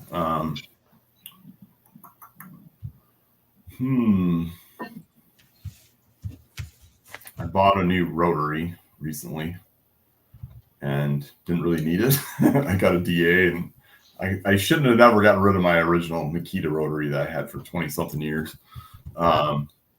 But I bought a rotary from Harbor Freight, that cordless one, just because Jamie had one on one of his videos, and it was killer deal at Harbor Freight, because I also run that car detailing deals Facebook group. I help my admin that, and I'm like, it's such a great deal. For $100 I get a cordless rotary, bring me back to my roots. And I haven't used it yet. I've had it for probably a month and a half. I didn't see. So I probably didn't need to buy that right now, especially now that my car that that I bought 5 years ago had some issues. So now I'm spending money on engine parts and stuff like that. I could have probably waited. So that's probably the one thing I probably didn't need right now. But and that's also another dilemma. Like, I have so many products already from running Glove Box that I feel bad. I feel bad when I buy stuff, and then I feel bad that I don't buy more stuff from vendors that I like. Just Well, Right. you can always donate used goods to the Pay It Forward campaign. We can always do that. I We'll hear talk you. about that in a minute. So anyway, what were you gonna ask, Eileen? What was the next question? Oh, sorry. What's one thing that you have in your arsenal that if it was missing on your next detail, you'd struggle or kick yourself for not? Oh, geez. That's a good question. I'm trying to think what I use a lot of.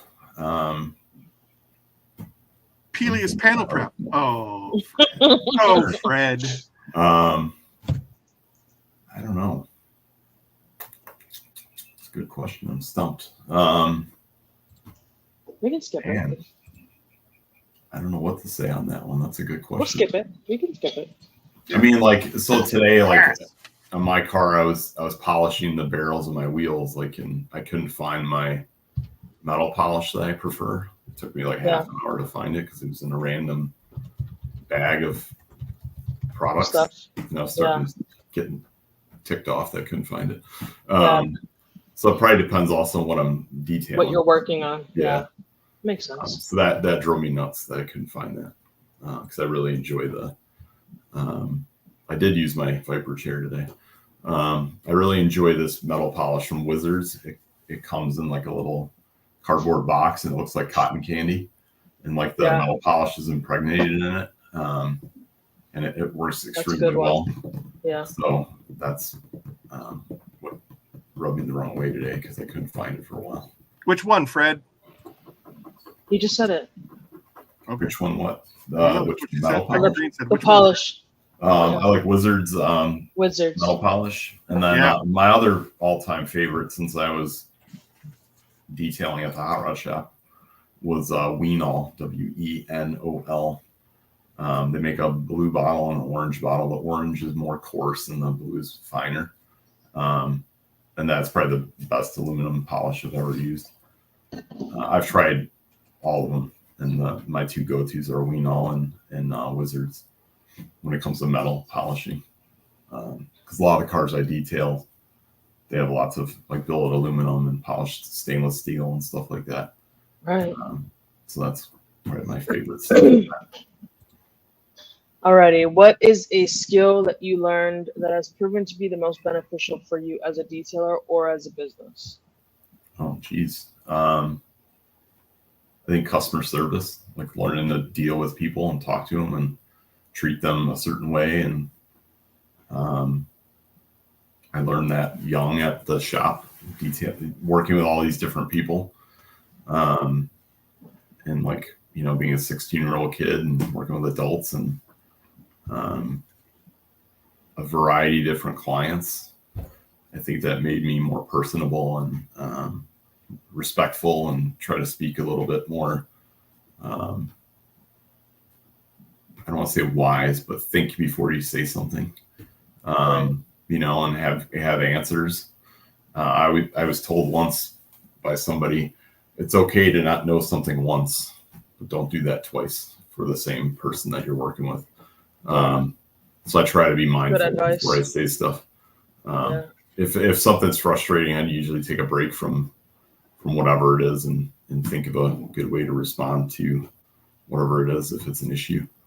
I vent like everyone vents, but I try not to take that out on a client or coworker or whatever it is.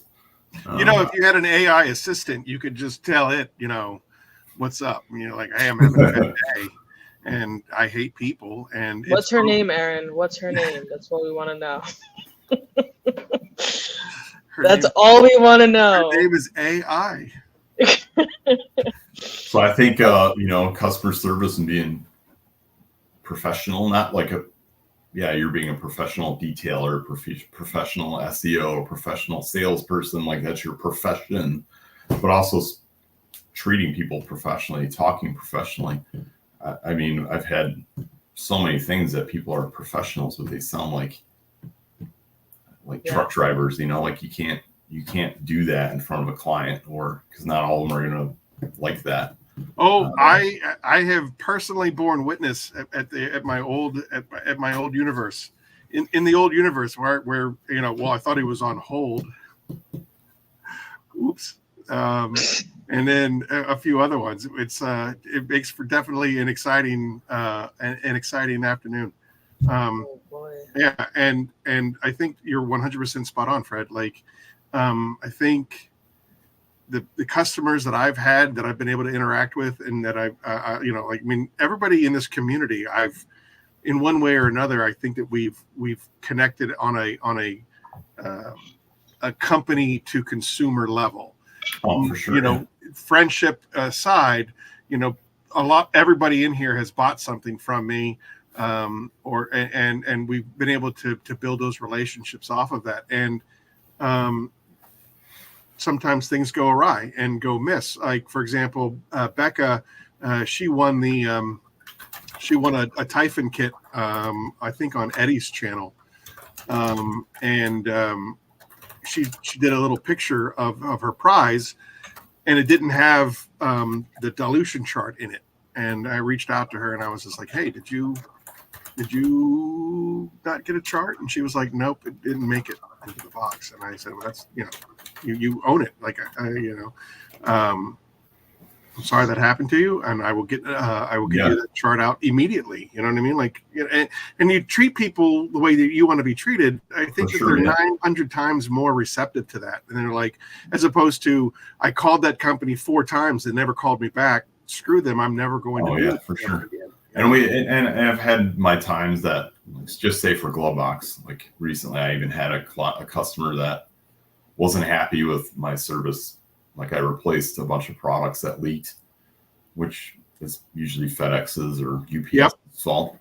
But ultimately, the other thing is, it's not to you, and it's your responsibility. It happens a lot. Yeah, because FedEx and UPS, they don't care. Like, I've done this for now 4 years, and I've had one UPS claim get credited, one in 4 years. Like, we're eating every loss that we have with shipping. 1 month we had 200 products leak. I submitted at least $800 in claims to UPS. As of last week, they have sent me one $100 check. So that's like a negative $700 deficit. Yeah, and like 1 month we had 200 bottles leak that we had to eat and resend. So it was like a massive loss for us.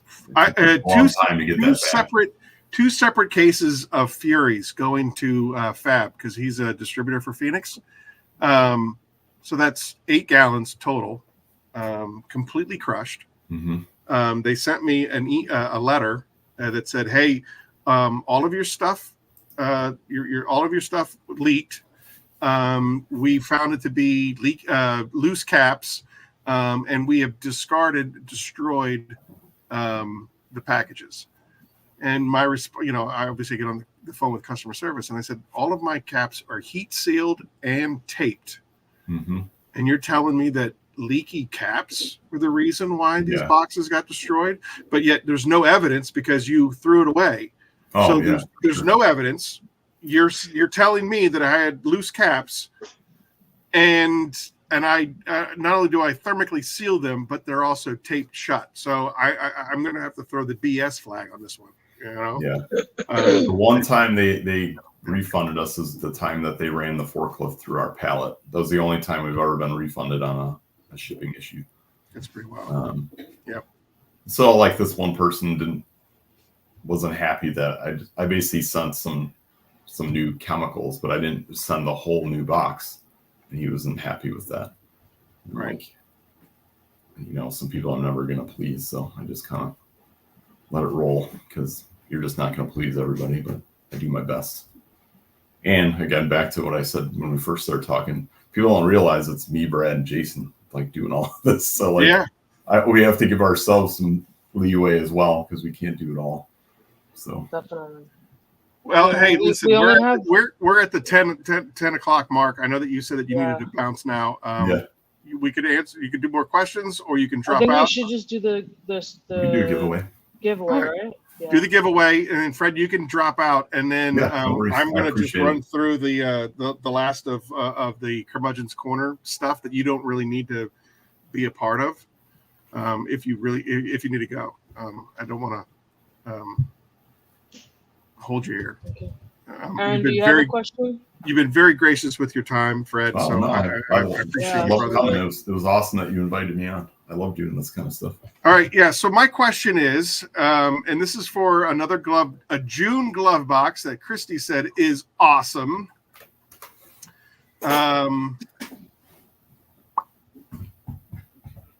When Fred first got into all of this, he was working at Midwest Street Rods, which is now known as Midwest Hot Rods.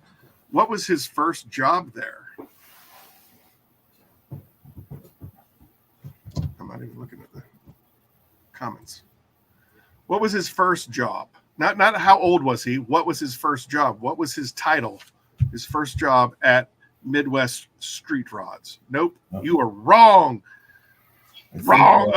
I think Dee Dee got it. Nope. Wait. Nope. I think Mackenzie got it. No. Mackenzie, yeah. Well, I mean, you got brooming and you got seeping. A seeper. You got brooming or seeper. She wrote up above. She wrote above it. Yeah. Oh, and then okay. Then I think she tried to correct it. The sweeper. All right. So It Mackenzie. didn't work out for her. Mackenzie wins. Mackenzie Yeah, wins a congrats. June glove box. So Nice. Mackenzie, I'll put my email in the chat if you want to email me directly. Oh, She was just talking about subscribing, so that's great for her to win that. Here you go, Fred. Boom. There you go. Oh, there we go. There's all my info. That's how you can reach out to Fred. You can get a hold of Fred on Instagram at Fred Shramovich. Is that correct? You said it correct. Yeah. Thank you very I've much. heard some doozies over the years. So that was good. Shramovich. You know, it's funny, like going through the Army and being in basic training and AIT and stuff like that, like they purposely try to just destroy your name as much as humanly possible, especially during mail call. You know, they'll hold up a letter and they'll be like, Fred, I want a sandwich. And then they'll just throw the letter and it hits the ground and then you go and Great, Fab. Cherry Pepsi flavored. Fab, if you were eligible for winning something, that is the all-time best comment. Well done, sir. Well done. All right, Fred. Thank you. Thank you all for having me on. Hopefully we can do it again soon. Fred, actually, I should ask you this while I have you on the horn. In 4 weeks, Phoenix turns 3 years old, and we're doing a birthday bash, and we are going to try to get everybody that's ever been on a Curmudgeon's Corner to pop in for 15-20 minutes, and it's going to be on July 6th. So if you are around and you are available, yeah, I'll double check that. I will send out emails to everybody that has been on the Curmudgeon's Corner and see, basically I'm looking for give me your 3 best times, and then we'll try to build a schedule around that. And then that way, because I don't want it to be overloaded with a whole bunch of people at one time talking. I want it to be an intimate conversation between me, Eileen, Papa Smurf, and whoever the guest is. For sure. Yeah, that makes sense. Just I'll circle back with you on that. Hopefully I appreciate that. Thank you, sir. Again, thank you again for everyone and all the questions, and so appreciate you, Fred. You are a man of the people. You are generous with your time on and off the air. You are the who's who. You know everybody. You've done so much for me. You've done so much for my company. I am eternally grateful to you, Fred. So I can never do anymore. Just me as well. Thank you. Absolutely. Yeah. Thank you, Fred. Eileen, you've been great too, and thank you all for having me on. And hopefully, I'll catch you all soon. All right, Absolutely. much love, sir. You guys have a good Thank night. you, Fred. We'll talk to everyone soon. Thank you. Thank you. All righty. So we just kind of have to hammer through the last of the details of this stuff. We are still working on trying to get the affiliate program operational on the Phoenix website. So I apologize if people are getting frustrated with that and not getting any success with that. Unfortunately, we're not going to do any call-ins. I do want to mention the Pay It Forward campaign.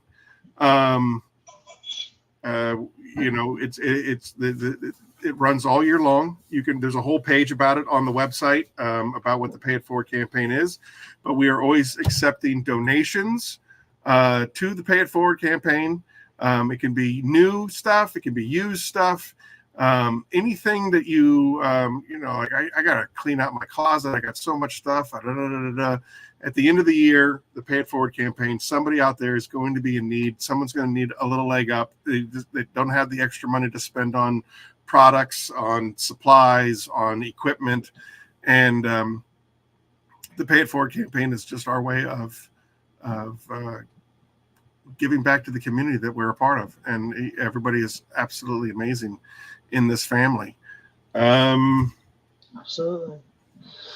The next month, or not next month, in 2 weeks, we are going to have Rick from Rad's Garage. Rad Garage is going to be on there. Our neighbor to the north in Canada is going to be on here. Everybody knows who he is. He is a fan favorite. He is a big name in the game. He's the M. Night whatever that guy's last name is. Of detailing, detailing content. Yes, sir. I'm excited about that. Yes. He is awesome. So he's going to be on, and it's going to be, I believe, the 22nd. Is that right? I think that's what it is. Yeah, it's the 22nd. So he's going to be on Saturday, June 22nd, and then after that's going to be July 6th, which is the 3-year birthday party, and that's going to be absolutely epic. We got Papa Smurf is going to be co-hosting, and he says that he wants to break all the records, and the record is currently at 4 hours and 36 minutes. Jamie thought that he broke it last week, or last Curmudgeon's Corner. I thought that he did too, and Papa Smurf was like, no. So we're going to be going all day. Alrighty.